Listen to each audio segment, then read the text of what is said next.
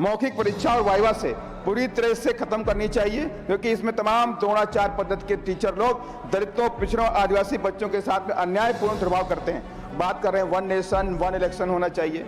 बात हमने ये भी कर ली कि वन नेशन वन टैक्स भी हो गया, अच्छी बात है, लेकिन इसी देश के अंदर one nation one education system क्यों नहीं हो सकता?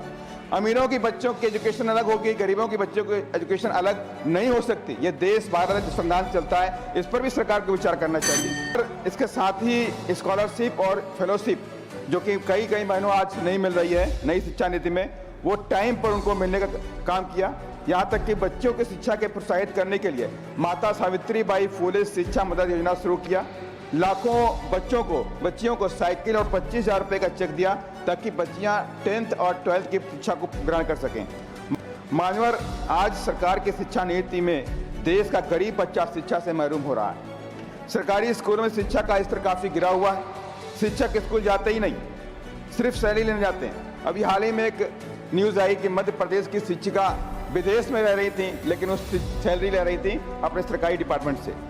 कि दूसरी तरफ प्राइवेट स्कूल भी देखिए, प्राइवेट स्कूलों में फीस इतनी बड़ी हुई है कि गरीब आदमी, मिडिल फैमिली प्राइवेट स्कूलों की फीस अफोर्ड नहीं कर सकता। अगर कर भी लिया तो उनके कोर्सेस इतने ज़्यादा कॉस्टली होते हैं, महंगे होते हैं कि वो बच्चे सोच भी नहीं सकते कि अपने स्कूल में पढ़ाने की बात करें। धन्यवाद मान्यवर कि आपने मुझे शिक्षा मंत्रालय के कार्यक्रम पर चर्चा पर बोलने का अवसर दिया। साथ ही मैं आभार व्यक्त करता हूं अपनी पार्टी की मुखिया आदरणीय बहन कुमारी मायावती जी का, जिन्होंने अपने 4 बार के शासनकाल में उत्तर प्रदेश को शिक्षा के क्षेत्र में अग्रणी बनाया। और साथ ही मैं नमन करूंगा सामाजिक परिवर्तन और शिक्षा के महानायक महात्मा ज्योतिबा फुले और भारत रत्न बाबा साहब डॉक्टर अम्बेडकर को।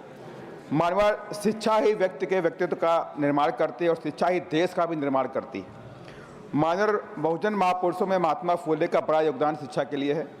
देश में लड़कियों और दलितों के लिए 1848 और 1852 में स्कूल खोले और 1882 में हंटर कमीशन के सामने मांग करी free education for all in India. वहीं बाबा साहब डॉक्टर अम्बेडकर ने भी 20 जून 1946 को से बात नहीं करें, सुने, सोसाइटी बनाकर के सिद्धार्थ कॉलेज आर्ट्स, कॉमर्स और साइंस मुंबई में खोलने का काम किया और अपने उपदेशों में कहा भी, एजुकेट योरसेल्फ। बाबा साहब और महात्मा फुले की विचारधारा पर चलकर उत्तर प्रदेश में आदरणीय बहन जी ने कई विश्वविद्यालय खोले। गौतम बुद्धा विश्वविद्यालय, डॉक्टर शकुंतला मिश्रा विश्वविद्यालय, मानव कांसीराम साहब उर्दू फारसी विश्वविद्यालय, छत्रपति साहू जी महाराज यूनिवर्सिटी विश्वविद्यालय के साथ लगभग 5,000 primary school, degree college, inter college, ITI college, engineering college और मेडिकल कॉलेज भी खोलने का काम किया। साथ ही गरीब बच्चों को 0 फीस पर एडमिशन का आदेश देकर सुनिश्चित भी किया। आज तक देश में उत्तर प्रदेश पहला राज्य बना जहां पर 0 फीस पर एडमिशन गरीब बच्चों को दिए गए। मान्यवर, इसके साथ ही स्कॉलरशिप और फेलोशिप जो कि कई महीनों आज नहीं मिल रही है नई शिक्षा नीति में, वो टाइम पर उनको मिलने का काम किया। यहाँ तक कि बच्चों की शिक्षा के प्रोत्साहित करने के लिए माता सावित्रीबाई फुले शिक्षा मदद योजना शुरू किया। लाखों बच्चियों को साइकिल और 25,000 रुपये का चेक दिया ताकि बच्चियाँ 10th और 12th की शिक्षा को ग्रहण कर सकें। मान्यवर, आज सरकार की शिक्षा नीति में देश का गरीब बच्चा शिक्षा से महरूम हो रहा है।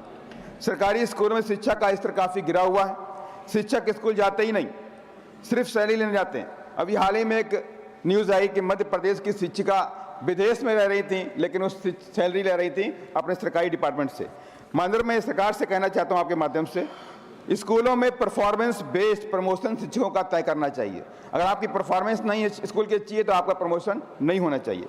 क्योंकि अभी हाल ही में आपने देखा भी मानवर कि दूसरी तरफ प्राइवेट स्कूल भी देखिए, प्राइवेट स्कूलों में फीस इतनी बड़ी हुई है कि गरीब आदमी, मिडिल फैमिली प्राइवेट स्कूलों की फीस अफोर्ड नहीं कर सकता। अगर कर भी लिया तो उनके कोर्सेस इतने ज़्यादा कॉस्टली होते हैं, महंगे होते हैं कि वो बच्चे सोच भी नहीं सकते कि अपने स्कूल में पढ़ाने की बात करें।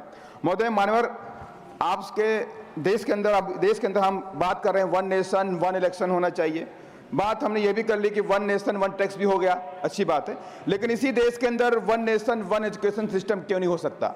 अमीरों की बच्चों की एजुकेशन अलग होगी, गरीबों की बच्चों की एजुकेशन अलग नहीं हो सकती। ये देश भारत जो संविधान चलता है, इस पर भी सरकार को विचार करना चाहिए।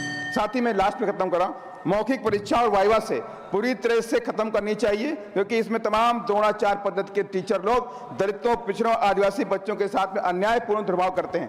IIT, IIM, मेडिकल कॉलेजेस के अंदर, समाप्त करें माननीय संस्थानों के सदस्य। अंदर गरीब बच्चों की शिक्षा फ्री कर देनी चाहिए, ताकि इनके बच्चे पढ़ाई पूरी कर सके, क्योंकि तमाम SC, ST, OBC के बच्चों को शिक्षा से महरूम होना पड़ रहा है। राइट टू एजुकेशन, अभी हमारे कई साथियों ने बोला, समाप्त करें माननीय सदस्य। बस आप 2 समय ज्यादा ले रहे हैं। मानवर 30 सेकंड। राइट टू एजुकेशन को सरकार को कड़ाई से पालन करना चाहिए, ताकि देश में गरीबों के बच्चे भी वहां पढ़ सकें।